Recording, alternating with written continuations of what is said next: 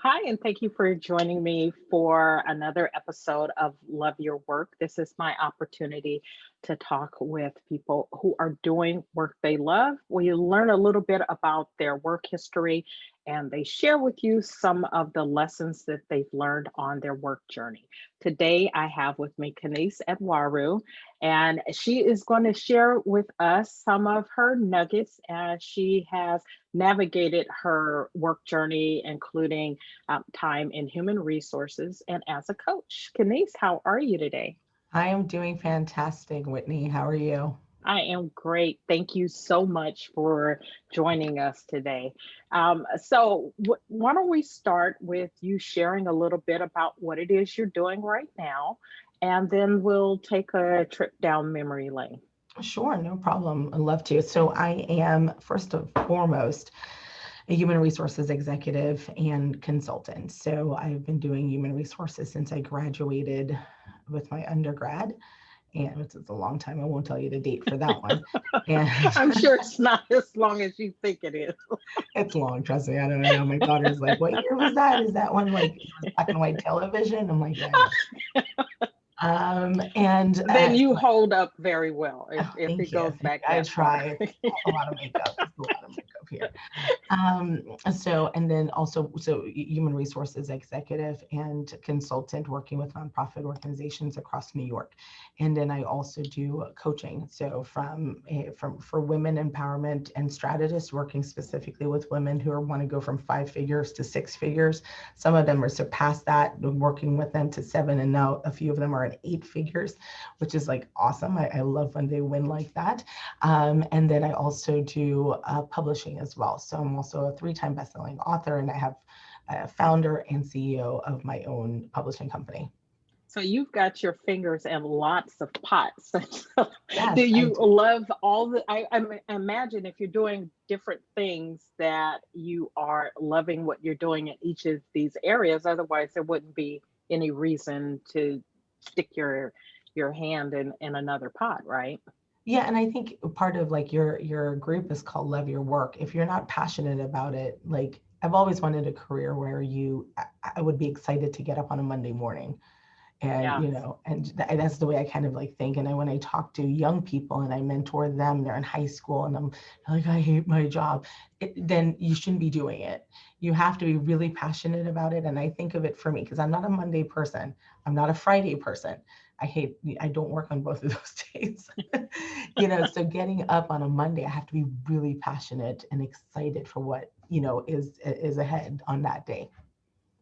No, I understand that. There was a time when I was working when I hated Mondays with a you talk about passion. I Right. could not stand Mondays and Sunday, and then it started creeping into Sundays, right? Because now you're thinking, well, You're it's dreading. almost Monday. Yeah, Yeah. exactly. So, which is how I ended up where I am because it's like this is no way to spend a third of my life and That's so right. much time and energy.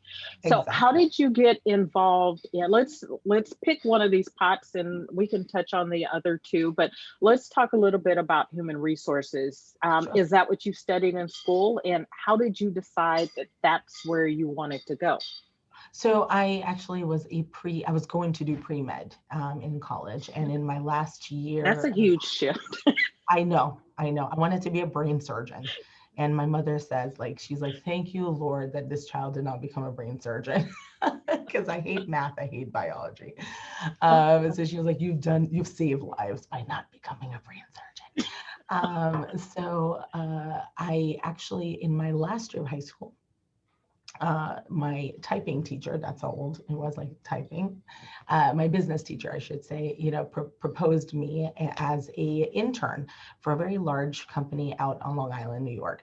And what they do is they created the scanners at that point. They were called Symbol Technology. So when you go to the store and they scan the products, it would say Symbol. It's now been bought over and whatever multiple times. So they owned huge portion of Long Island. They had a number of factories on Long Island, and they were looking for a high school intern.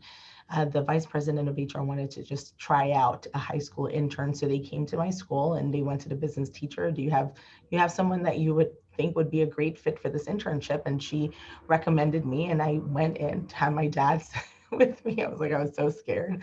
And I was like, well, I guess, because the teacher picked me, I felt obligated to go, even though I was like, I don't even know what this is. Like, I don't even know anything about business, never thought about business. I want to be a brain surgeon. So I went in and had an interview with the VP, and she hired me on the spot. And she was like, we want you. And I'm like, okay, all right. I don't remember exactly what I said. So I became an intern in high school, my last year in high school, the entire year I was working. So right after school, I would head over 5 days a week. And it morphed into every department. It had about maybe 70 people in the human resources department at that time. So I was doing recruiting, compensation, employee relations, benchmarking. I was like the entire gamut. I worked with each one of their directors specifically, like they were fighting over like who would get Kenise. And I remember the VP walking into my office, because now I'm applying for college. She walked into an office which I was sitting in working on a project, and she took a picture on a Polaroid camera and she gave it to me, and she said, you know what, I want you to keep this, because one day you're going to have your own office. And I was like, oh, my own office. Ooh. And I remember she told me, always dress for the position you want. And that was earlier, because we built a great relationship. She's like my second mother, the vice president of HR. She's been my mentor ever since, for years. So this is back in like 1997. Best friend, love her. And she gave me the picture, and she was like, you're going to have your own office one day. And I just started thinking about like, oh, my own office in like Manhattan overlooking the Hudson. Yes. Why am I going to wear scrubs when I can wear fancy clothes and heels and have my briefcase? And I that's when I love it. started to go to school for management. So I did business management, and I minored in psychology.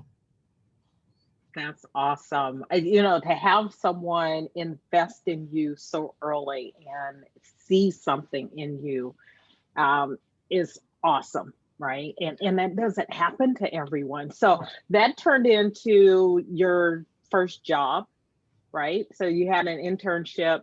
You go off to college. What did you do when you graduated from college? Did you go back, or did you continue working there when you were in college?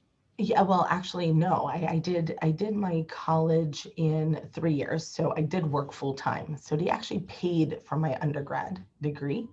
They Wow. decided to pay for it. She went to the CEO, because she actually started at the company as his executive assistant and was promoted into VP of HR. That's years. So they paid for my undergrad degree, and I did it in 3 years instead of four. And then by the time I was done, I was like, well, I really want to go to Manhattan. Thank you. I want to work in this city. And she understood. I mean, they understood. I mean, like, I really wanted to come into Manhattan and work in this city. So I did. My first company I worked for was Thaumaturgics. So they were a .com.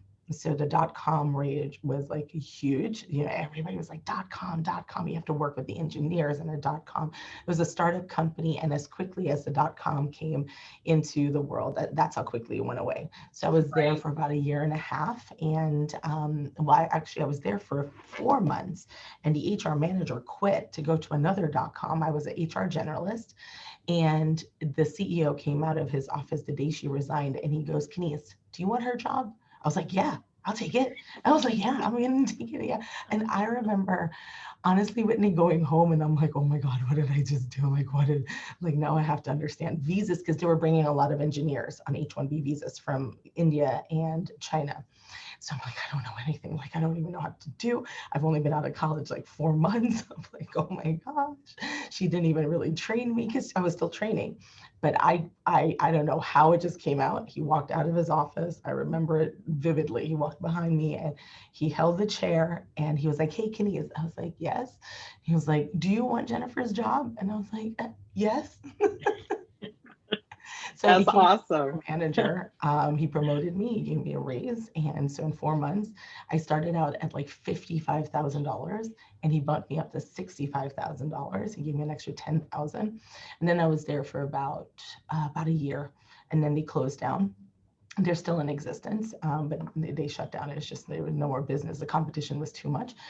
So then I went to work for a travel operator called Trafalgar Tours, and they do escorted tours. They're still around, but they do escorted tours, and I worked directly with the CEO. So initially, when I interviewed for the position, he actually turned me down. He said, "You're too young." I applied for the HR director position, and they didn't have one. It was a newly created opportunity. And he emailed me and he said, "I really like you, but I think you're too young." And I was like, no, I started to think about what I'm going to bring value. So that nobody ever taught me. So I emailed him back and I started listing, here are the things that that I can do that will bring value to change the trajectory of your employees, your turnover. And I started listing stuff, stuff that now it's just like, you want to tell a CEO, like how you're going to be able to deliver, how you're going to bring value to his organization. And in maybe a matter of minutes, he responded. He was like, "All right, I'm going to hire you." Wow, that is And awesome. so he hired me, and I was there until 9/11. So 9/11 happened and nobody was traveling. And so I decided to take a break after that because they moved their New York office to California, to Anaheim. Okay. So they offered me to move, but I And you decided turned down Disneyland? I did. I didn't like California. Sorry. I mean, I used to travel maybe once every other month going out to the office out there. I did go out for about 3 months to help them train the HR director who kind of took over. And then I was just like, no, I don't like New York. I like to New York. Oh, Sorry. So I will hold it against you. I like to visit, not to live. I mean, my family was here, That's so I didn't want understandable. to be there, and be away from my family. So it was a far way. It's a long ride. It's a long plane No, trip. I understand that. So you continued in HR. You're having great success, but you've got these other things that you're doing as well. And I can tell, as part of having success, you seem to be enjoying what you were doing. But how did you get involved in publishing? Where did that come from? Yeah, really good question. So I actually in 2012, I went through a divorce. And during my divorce, I decided it took a very long time to heal because I went into marriage, never, ever contemplated, never even thought about a divorce. And after my divorce, it took a while to really, really heal for Mm. me. It wasn't on my game plan, my destiny, my purpose. I was like floored. And rather than going into a depression, I decided to write a book. And really, I Mm. decided to write a book for myself. So I did a self-assessment because that's my background, HR. So I evaluated Kenise, and I came up with a book called The Good Wife and the Other Woman. And I said, in my marriage, there are probably things that, you know, a husband looks for in a good wife, and there's stuff that he looks for in the other woman. What Mm. are those things? And if we can morph those two together, could you potentially be a really great woman? So I wrote it for me. And 500,000 copies later, that has been sold over Wow. 3 years now. I am floored by just how many people have contacted me. And I mean, I obviously don't make I it very don't good. remember reading that in your bio. I mean, I don't make it very, it's just so much. If you said a short bio, you did, Whitney, you said a short bio. I've You kept could it have, very, you did, you I did. did. I mean, Um, but that's my that pride and is joy. awesome. And I would imagine that that is a book that would help so many people. Just, you reiterating the process and the self-assessment, because, one of the things that is one of the points of doing this program and this show is to talk about the lessons that we learn, right? Right. Because it's when things aren't going well or we're challenged, that we have the opportunity to grow if we will learn some lessons out of it. And that takes doing some self-assessment, right? It isn't always, which isn't to say it's your fault, right? It doesn't mean that things are your fault, but you still do a self-assessment and take some inventory to see what you can get out of that experience so that you can Definitely. grow, particularly something that's really painful. Oh, Otherwise, you could just get stuck in the pain. right, Right? right. Yeah. It took me Yeah. out of the pain. Whitney, you hit it on the head right there. It took me out of it. And I was like, well, this is great. I just did my own therapy without paying hundreds of thousands of dollars to a therapist. And it worked. It worked. I felt I was healed after just really looking at myself and saying, how can I change myself? How can I make my life better? So long story short, that was 3 years ago. I just launched the publishing company in June of last year. And that's because I started working on a bunch of book collaborations and I loved it, absolutely loved it. I'm like, it's two extremes, but our mission is working with young authors, meaning it's their first project or second project. It's like, I love it. It's like having a new baby, and it just smells really great. And it's so adorable. It's so cute. And the passion and the zeal. We just launched somebody's book today. She wrote a book, Caution, Marriage in Progress, navigating the hurdles of married life. So we just released it today. She's going to have a virtual release, but just the text messages and the calls that she's like, oh my gosh, Kenise, this is like, I'm panicking over here. I'm like, your book is amazing. I love that. It's just That helped is me beautiful. to That really is feel a part of beautiful. people's lives.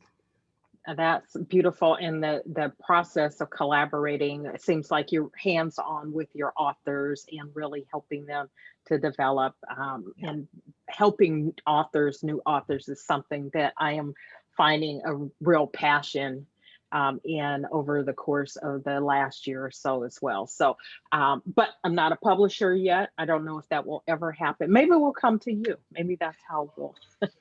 I have made some amazing relationships with publishers over the last year. That's So amazing. now that I know one more, um, and is your focus as a publisher sort of on relationship type books, or is it'll run the gamut, but it is working with new aspiring Correct. first time, second time authors is your focus and niche? And book collaborations. In book So, collaborations. right. Okay. So really I working with, love book collaborations. Like a year ago, I didn't even know about them. And last year I was in publishing 6 all bestsellers. So yeah, I can't yeah, complain. all Can't right. complain. Cool. All Cool. right. Get And it, girl. so did the coaching Yeah, come first or the publishing? it's simultaneously. It's Okay. simultaneous. Yeah. Okay. Yeah. Because a lot of the clients that I do coach write their own books. Okay. And so that's the focus of the coaching that you do. But you're able to, I would imagine, bring the skills and the tools that you learn in HR to bring that to your coaching and your publishing to Exactly. really help develop, because Exactly. it sounds like in your HR world that it wasn't like just paperwork for you, right? It really was about the people. 100%. Okay. 100%. Awesome. Awesome. So what are some of the and let's separate this again out of HR. What is like one of the biggest lessons, most important lessons that you learn out of your HR focused work? To reach for the moon. Just Mm, sky's the limit. And we saw that yesterday again, once again with Vice President Kamala Harris, and which, like, my hair is standing up on my back right now, is just reach for the moon. And even if you miss, you'll still land among the stars. That's my motto. And that's what I've learned, that I've reached. When the CEO asked me 4 months into my first job, do you want an HR manager role? I reached for it. I reached for it. Did I still need work? Yes. Did I still need to learn a lot? Yes. But I yeah. think I still have landed around among the stars.